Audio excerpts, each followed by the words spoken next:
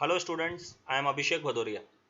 So in this lecture we will discuss very useful terms like power and efficiency. And after this we will discuss mechanical energy. Of course the mechanical energy is the combination of potential energy and kinetic energy. So we will discuss potential energy, kinetic energy, and after this we will discuss the conservation of energy method, that is the alternate approach to solve the problems based on work energy principle. Okay, so this conservation of energy method is applicable on if only the conservative forces are involved in the entire system, or we can say if only the conservative forces are involved in a particular problem, then only we can use conservation of energy method. Okay, but before using this conservation of energy method, we need to understand what are the conservative forces, right? So let us discuss this one by one. So let's start this lecture. Okay, so what is this power? Basically it is very important to determine the rate at which the work is done. So basically the rate of doing work is known as power. Okay, so this can, the power can be written like this. Okay, du by dt. So basically it is nothing but the work per unit time. Okay, and work is nothing but the product of force and the displacement in the direction of force. So this can be written like this: force multiplied by displacement divided by time. Okay, and what is displacement per unit time? Displacement per unit time is nothing but the velocity. Okay, so the power is nothing but the force into velocity. Okay, so the SI unit of power is Newton meter per second, or joule per second, or watt. Basically in the power we have to find the rate, right? So the time factor is very important. Now the second important term is efficiency. So what is efficiency? Basically efficiency is the ratio of output and the input, and we generally express the efficiency in terms of percentage. That's why we multiply this by 100 in numerator. Okay, so basically efficiency is equal to output divided by input, and to convert this in percentage we multiply this by 100 in numerator. So this we can find the efficiency for power, maybe for work, and for any other uh, term. So basically if we want to find the efficiency of the power, so it will be power output divided by power input. Okay, and if we want to calculate the efficiency for the work, then efficiency will be equal to work output divided by work input, and for calculating this in percentage, multiply this by 100 in numerator. So in this way we can find the efficiency. Okay, so basically the efficiency should be as much as possible. Okay, we want to achieve 100% efficiency, but it is not possible to achieve 100% efficiency. So generally why, what is the reason? Because there will be number of losses, there will be energy losses. And what are the major energy losses? Basically the frictional losses. Okay, basically I can say the major energy losses are the frictional losses. So due to this the efficiency will be always less than 100%. Okay, uh, now let us discuss energy. So what do you mean by energy? So basically we can do the ability to do work is known as energy, or the capacity of doing work is known as energy, or we can define the energy as the energy possessed by the particle. Okay, so there are different types of energy: mechanical energy, electrical energy, heat energy, sound energy, light energy, chemical energy, and other different types of energy. But basically we have to focus on mechanical energy. Okay, so what is mechanical energy? The mechanical energy is the combination of potential energy and the kinetic energy. That means mechanical energy is equal to the addition of potential energy and kinetic energy. Okay, basically the potential energy is denoted by V, and the kinetic energy is denoted by T. Right? Potential energy is denoted by capital V and the kinetic energy is denoted by capital T. Okay, so let us discuss potential energy first. So how can we define potential energy?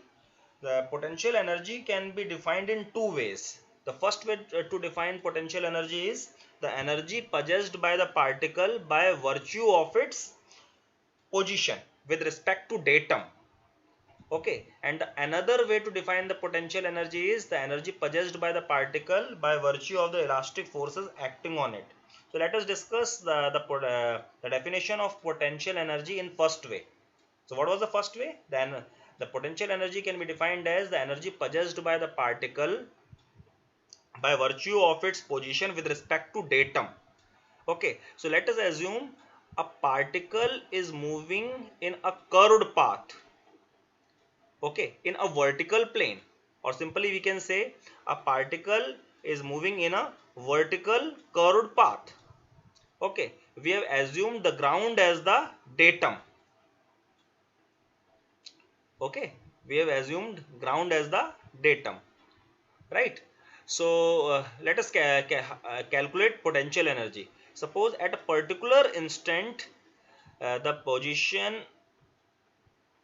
represented by the particle is this. So at this instant let us assume h1 as the vertical height or the distance between the datum, that is ground, and the position occupied by the particle at that instant. Okay, so we can calculate the potential energy of the particle at that location by this expression, that is mg into h1. Right, now let us assume at at the different instant, let us assume the particle occupies this position. So when the particle occupies this position, let us assume h2 is the vertical distance, that is the distance between the datum, that is ground, and the position of the particle at this instant. So at this instant the potential energy can be calculated by this expression, that is mg into h2. Okay, now when the particle occupies this third position, so when particle occupies this position, so at that instant suppose h3 is the vertical height or the distance between the ground, that is the datum, and the position of the particle at that instant. Okay, so the potential energy can be calculated like this at the position 3, that is mg into h3, that is mg multiplied by the vertical height or the distance between the datum or the ground and the position of the particle at that particular instant. So we can say in a generalized way, we can say the potential energy can be calculated by this expression, that is mgh. Okay, so in this way we can calculate the potential energy, that is the energy possessed by the particle by virtue of its position with respect to datum. Right, now let us discuss the potential energy by the second way, that is the energy possessed by the particle by virtue of the elastic forces acting on it. Okay, so suppose that this shows the spring in the undeformed condition. So this shows the undeformed length of the spring. Okay, when we apply some force in order to stretch the spring, okay, so suppose when the spring is stretched and it occupies position 1. Okay, so suppose x1 is the deformation when the spring is stretched up to position 1. Okay, and if we further stretch the spring, so suppose the spring occupies position 2. So at position 2, let us assume x2 is the deformation. Okay, always remember uh, the deformation is always taken from the neutral position. Okay, so what is the neutral position here? This is the neutral position. Okay, deformation is always taken from the neutral position, right? So uh, at first position we can calculate the potential energy like this, half into k into x1 square. So this will be the potential energy of the potential energy at position 1. Okay, where k is the stiffness or the spring constant and x1 is the deformation at position 1, right? Now if we want to calculate the potential energy at position 2, so this is position 2, so let us calculate the potential energy at position 2.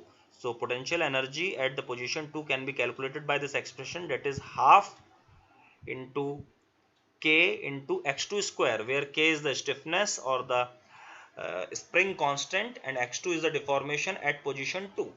Okay, I've already discussed what is stiffness, that is what is the spring constant. It is nothing but force per unit deflection or force per unit deformation, and the unit of this k, that is spring constant or the stiffness, is Newton per meter.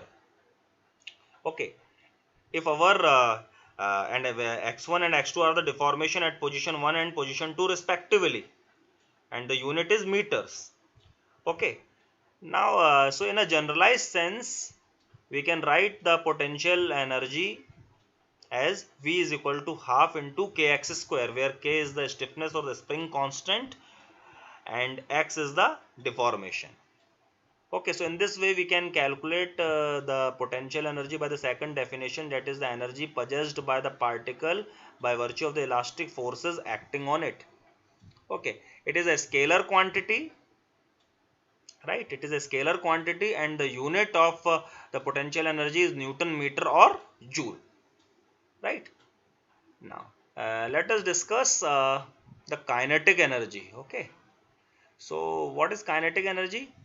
The energy possessed by the particle by virtue of its motion, so it is known as kinetic energy. Okay, so basically if the particle is static, that means the particle is not moving. If the particle is not moving, that means the velocity is zero, and if the velocity is zero, that means the kinetic energy will be zero. That means the kinetic energy is not possessed by the particle if the velocity is zero. Suppose a particle is having m mass and it is moving with velocity v at a particular instant, so the kinetic energy can be calculated by this expression.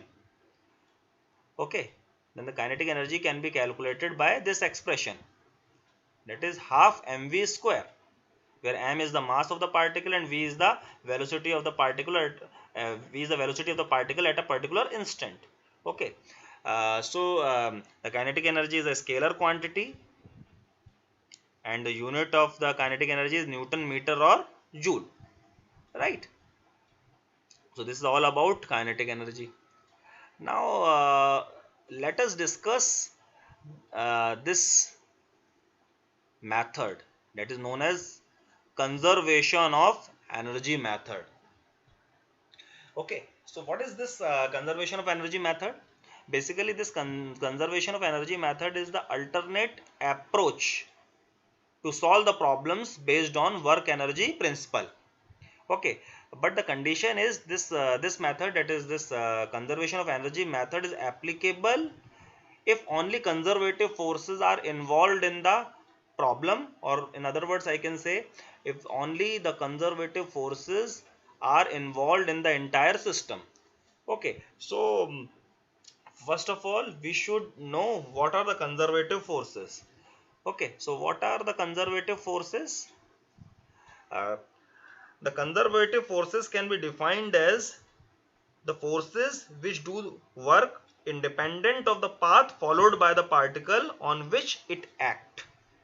Okay, so that is known as conservative force. So the best example for the conservative forces are spring force and the weight force, right? And what are non-conservative forces? So the non-conservative forces are those forces which do work which are dependent on the path followed by the particle on which it acts. So the best example of the non-conservative force is the frictional force, because it is dependent on the path followed by the particle on which it acts. Right? Now, so basically, we can say the mechanical energy of the particle will be constant. Right? When a particle is acted upon by only conservative forces, so the mechanical energy of the particle will remain constant. So we can express this in this way. That means the addition of the kinetic energy and the potential energy will be constant. Okay, so this equation can be written like this. That means T1 plus V1 is equal to T2 plus V2. That means the addition of the initial kinetic energy and the initial potential energy will be equal to the addition of the final kinetic energy and the final potential energy. Right? So this equation can be used for solving the problem with the help of conservation of energy method. That is the alternate approach to solve the problems based on work energy principle. But the condition is all the forces involved in the entire system should be conservative force only. Right? So we'll discuss the problems based on work energy principle in the next lecture. Thank you.